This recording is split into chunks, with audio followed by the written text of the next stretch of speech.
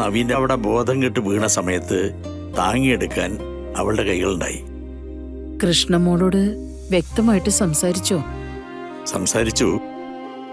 നമ്മൾ പറയുന്നതൊന്നും ആ കുട്ടി സമ്മതിച്ചിട്ടില്ല. അവർ ഈ ബന്ധം അവസാനിപ്പിക്കാൻ കാരണമെന്ന് സിതാരയും മോളും വിളിച്ചു പറയും, ഉറപ്പായിട്ടും പറയും. ആ ഇതൊക്കെ മനസ്സിലാക്കിക്കൊണ്ടാണ് ഒരാള് ത്യാഗം ചെയ്യുമ്പോഴാ കുടുംബ സ്നേഹം എന്നൊരു സംഗതി ഉണ്ടാവുന്നത്. ദേ എന്റെ മോളെ നോക്ക്, അവൾക്ക് ഏത് നിലയിലുള്ള ആളെ വേണമെങ്കിലും ആഗ്രഹിച്ചൂടെ? അല്ലേ ഏട്ടാ? പക്ഷേ നവീന്റെ ഡിവോഴ്സ് കഴിഞ്ഞാ പിന്നെ നവീൻ ഒറ്റപ്പെട്ടു പോകാൻ പാടില്ലല്ലോ. നവീൻ നിന്നെ ആയിരിക്കും വിവാഹം കഴിക്കുന്നെന്നും പറഞ്ഞ് തയ്യാറാക്കി നിർത്തിയിരിക്കുക. അറിയോ ഏട്ടന്? അളിയാ, ഞങ്ങളൊക്കെ ഈ കളരിക്കലെ ഉപ്പും ചോറും അല്ലേ അളിയ തിന്നുന്നത്. അപ്പൊ ഞങ്ങളൊരു ത്യാഗം ചെയ്യുമ്പോ അത് ഈ കുടുംബത്തിന് തന്നെ വേണ്ടി ആവണ്ടേ? ഇനിയിപ്പൊ അളിയെ ഇങ്ങോട്ടൊന്നും പറയണ്ട. നവീൻ വരുമ്പോ ഞാൻ ഡിവോഴ്സ് പേപ്പർ ഒപ്പിട്ട് വാങ്ങിക്കുമെന്ന് പറഞ്ഞാൽ വാങ്ങിയിരിക്കും. എന്താ പിന്നെ അങ്ങനെ തന്നെ ആവട്ടെ ഉദയ. അയ്യോ നന്ദേട്ടാ, നവീനുമായിട്ടൊന്ന് ആലോചിക്ക പോലും ചെയ്യാതെ നന്ദേട്ടൻ എന്തൊക്കെയാ തീരുമാനിക്കുന്നത്? ഇതാണ് ഈ സുമിത്രയുടെ ഒരു കുഴപ്പം. അളിയനെ അമ്മയും കൊണ്ടൊരു കാര്യം സമ്മതിപ്പിക്കാൻ എത്ര പാടാണെന്നറിയാം. ഇപ്പൊ അവര് സമ്മതിച്ച് സുമിത്ര സമ്മതിക്കുന്നു. സുമിത്രേ നോക്ക്, സ്വന്തം മോന്റെ ജീവിതം വെച്ചുള്ള കളിയാ. അത് സുമിത്ര മറന്നുകൊണ്ടാട്ടോ.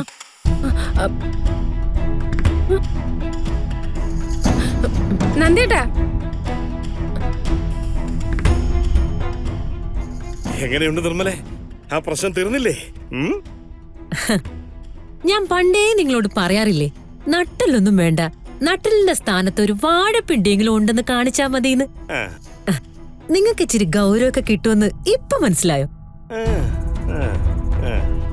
നന്ദേട്ടാ, ഡിവോഴ്സിന് സമ്മതമാണെന്ന് നന്ദേട്ടനും കൂടി പറഞ്ഞ പിന്നെ നവീൻ വരുമ്പോ ഉദയനും നിർമ്മലയും കൂടി ബഹളം തുടങ്ങും. പിന്നെ എന്താ വേണ്ടേ? അവര് സംസാരിക്കണ്ടെങ്കിൽ വേണ്ട. എന്നാ പിന്നെ അവരോട് നീ സംസാരിക്കേ.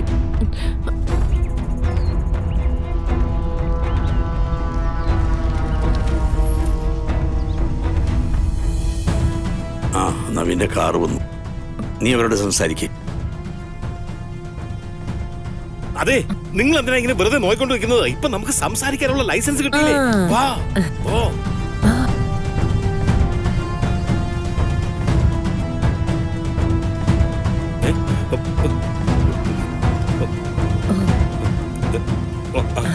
കിട്ടി കിട്ടി കിട്ടി കിട്ടി. വാ, ഇതാണ് നമ്മുടെ ആയുധം. വാ വാ. ആ നവീൻ അവിടെ നിൽക്ക്. എന്തെങ്കിലും ഒരു തീരുമാനം പറഞ്ഞിട്ട് അകത്തോട്ട് കയറിയാ മതി. എന്ത് തീരുമാനം? ഇത് നിന്റെ ഡിവോഴ്സ് പേപ്പറാണ്. മുന്നും പിന്നും നോക്കാതെ ഇതിലൊരു ഒപ്പിട്ടിട്ട് മോൻ അകത്തോട്ട് കയറിയാ മതി എന്നാ ഞാൻ പറഞ്ഞു. ഇനി പിന്നെ ആകട്ടെ എന്നൊന്നും പറയാൻ പറ്റില്ല. നിർബന്ധമായിട്ട് ഇതിൽ ഒപ്പിട്ടേ പറ്റൂ. അല്ല, അതെന്തിനാ നവീൻ സാറ് ഡിവോഴ്സ് പേപ്പറിൽ ഒപ്പിടുന്നത്? അതെ, ഒപ്പിടാൻ പറഞ്ഞത് നവീനോടാ, തന്നോടല്ലോ. മാണിക്കുഞ്ഞതിന് കല്യാണമൊന്നും കഴിച്ചിട്ടില്ലല്ലോ, പിന്നെ എന്തിനാ മാണിക്കുഞ്ഞിനോട് ഡിവോഴ്സിന്റെ കാര്യം പറയുന്നേ? അഥവാ കല്യാണം കഴിച്ചാൽ തന്നെ നിങ്ങളുടെ വാക്കും കേട്ട് ഡിവോഴ്സ് ചെയ്യുവോ?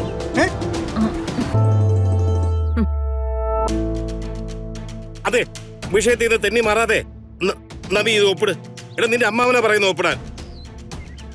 അല്ല, നവീൻ സാർ ഒപ്പിട്ടില്ലെങ്കിലേ നിങ്ങൾ എന്ത് ചെയ്യും?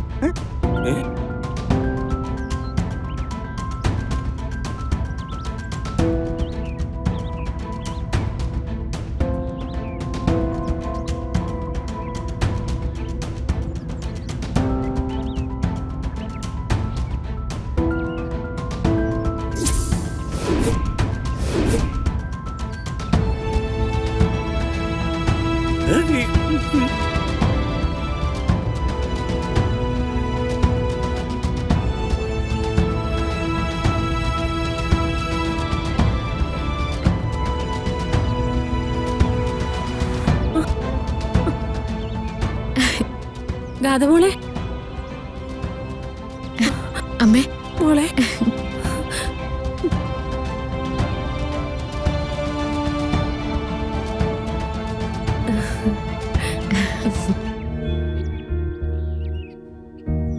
അതെ നിർമ്മലേ, ലക്ഷണം കണ്ടിട്ട് ഇത് മറ്റേ ഗാഥയാണെന്നാ തോന്നുന്നത്.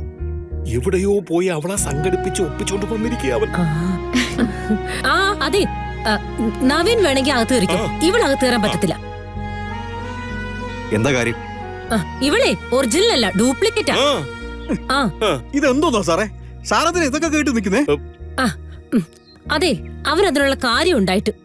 പിന്നെ മുൻപൊക്കെ ഞങ്ങളെ കൊണ്ട് ഇങ്ങനെ ഒരു വാക്ക് സംസാരിപ്പിക്കുമായിരുന്നു അവൻ. പക്ഷെ ഇപ്പൊ കേട്ടു നോക്ക് എന്തുകൊണ്ടാന്ന്. ഗാഥയും കൂട്ടി വീട്ടിലേക്ക് വന്ന് കയറുമ്പോ ഒരടിയിൽ നിന്ന് തുടങ്ങണ്ടെന്ന് ഞാൻ തീരുമാനിച്ചു. അത്രേ ഉള്ളൂ അമ്മായി.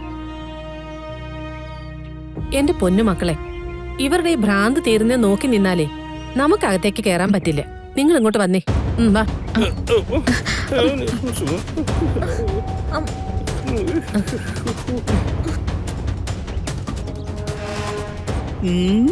എല്ലാവരുടെയും കണ്ണൊന്ന് തിരുമ്മി നോക്കിക്കേ.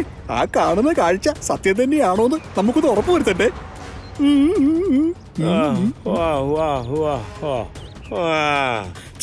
ഇതെന്തൊരു മറിമായം!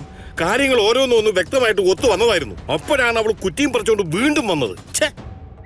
എനിക്കിത് തുടക്കത്തിൽ തന്നെ അറിയായിരുന്നു. അതിപ്പോ കാറിലാണെങ്കിലും ശരി, ഫ്ലൈറ്റിലാണെങ്കിലും ശരി, എങ്ങനെയെങ്കിലും അവള് പാഞ്ഞെത്തിക്കോളും. ദേ, ആദ്യം കൈയും കാലും തല്ലി ഓടിക്കേണ്ടത് ആ മാണിക്കുഞ്ഞിന്റെയാ.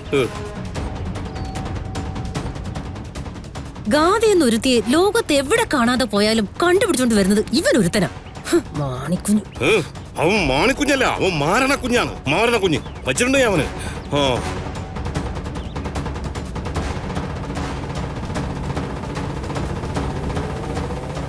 ദൈവം വീണ്ടും കാത്തു അല്ലേ നന്ദ? അതെ അമ്മേ, നവീൻ വീണു പോകാതെ എപ്പോഴും അവളുടെ സാന്നിധ്യം ഉണ്ടായിരുന്നു.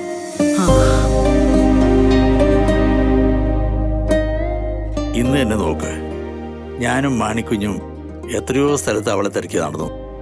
പക്ഷേ നവീൻ്റെ അവിടെ ബോധം കെട്ട് വീണ സമയത്ത് താങ്ങിയെടുക്കാൻ അവളുടെ കൈകളുണ്ടായി. കൃഷ്ണമോളോട് വ്യക്തമായിട്ട് സംസാരിച്ചോ? സംസാരിച്ചു. നമ്മൾ പറയുന്നതൊന്നും ആ കുട്ടി സമ്മതിച്ചിട്ടില്ല. എന്നാൽ അവള് തന്നെയാണ് നവീന്റെ ഭാര്യ എന്ന് പറയുമ്പോ ആ കുട്ടിയുടെ മുഖത്തിൽ തിളക്കമുണ്ടമ്മേ. അത് പിന്നെ ഉണ്ടാവില്ലേ? മറ്റൊരാൾക്ക് വേണ്ടിയാണ് കതിർമണ്ഡപത്തിൽ കയറി നിന്നതെങ്കിലും നവീന്റെ താലി ഏറ്റുവാങ്ങിയത് അവളല്ലേ? കൈ ഓർത്തു പിടിച്ച് വലം വെച്ചതും അവളല്ലേ? എല്ലാ പൂജാദ്രവ്യങ്ങളും അവളുടെ ശിരസിലൂടെയല്ലേ വീണത്? എല്ലാ അനുഗ്രഹങ്ങളും അവക്കല്ലേ കിട്ടിയത്? നന്ദ, ഒരിക്കൽ കൂടി അവരൊന്നിച്ച് ജീവിക്കട്ടെ എന്നുള്ളൊരു സൂചന ദൈവം നമുക്ക് തന്നിരിക്കുക. ആ അവസരം കൈവിടാതെ നോക്കേണ്ടത് നമ്മുടെ ഉത്തരവാദിത്വ. നിനക്ക് ഞാൻ പറയുന്നത് മനസ്സിലാവുന്നുണ്ടോ? മനസ്സിലായമ്മേ.